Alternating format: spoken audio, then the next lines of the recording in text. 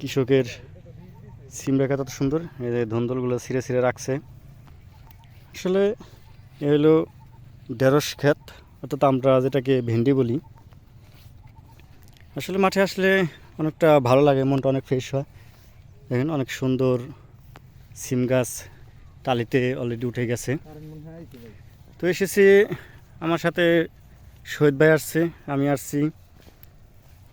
দেখছেন কত সুন্দর সুন্দর বেগুন বেগুন ক্ষেত। আসলে এই মাঠে খুব একটা আসা হয় না, এই মাঠটা তো অনেক দিন পরে আসলাম। আর এর রাস্তাটা খুব একটা পরিচিত না, তো যার ফলে আওড়া কাওড়া হাঁটতে হাঁটতে পথটা অনেক ছোটো, কিন্তু আওড়া করা হেঁটে আমরা আর কি পথটারে অনেক লং টাইম বানিয়ে ফেলেছি। তো যাক, আমরা সামনে রাস্তা আছে, রাস্তাটা ধরলে আমরা রাস্তা পেয়ে যাব। তো এলো ধুন্দুল ক্ষেত, দেখতেছেন যে কত সুন্দর সুন্দর ধুন্দুল ধরে আছে। আসলে মাঠে আসলে কি অনেক রকমের সবজিগুলো দেখা যায়, অনেক সুন্দর একটা প্রকৃতি দেখা যায়, মানে খুব ভালো লাগে।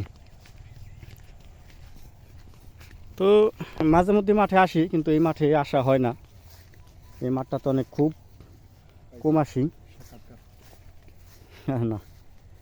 যাই হোক, ভেন্ডি আছে এদিকে।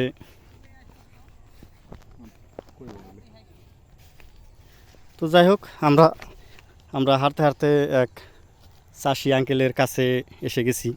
তো তার সাথে কিছু কথা বলবো, হয়তো খেতে মনে হয় কী লাগাচ্ছে, তো সে বিষয়ে তার সাথে কথা বলবো।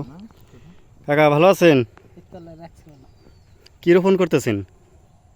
টমেটো আর পটল লাগাইছি। ও, টমাটো, সেই সাথে একেবারে পটল। ও, টমাটো মোটো, পটল কি মাটিতে থাকবে নাকি টালি দিবেন? জাংলা দেবো। ও, জাংলা দিবেন।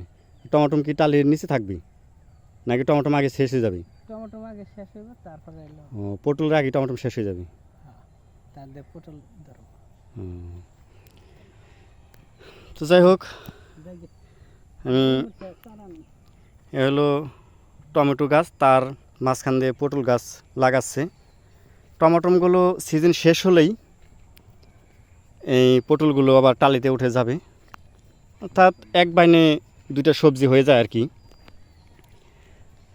তো অনেক ভালো লাগলো এই মাঠে এসে। আসলে আপনার তো আল্লাহ দিলে ফলন, তো যাই হোক, যখন দিব তখন আবার আরেকদিন আপনার এই সুন্দর একটা সাথে থাকবেন, কিছু করবেন। কলা বাগানে আমরা উপস্থিত চলে এসেছি। যাক, কলা বাগানে যেহেতু লোক নাই, যার ফলে আমরা, ওয়ালাইকুম আসসালাম রহমতুল্লাহি বারকাতু, যার ফলে তার সাথে কথা বলতে পারলাম না। অনেক সুন্দর কলা বাগান। তো যাই হোক, আমি আজকের মতো ভিডিওটা এখানে শেষ করব। আবার দেখা হবে নতুন কোনো ভিডিওতে আপনাদের সাথেই।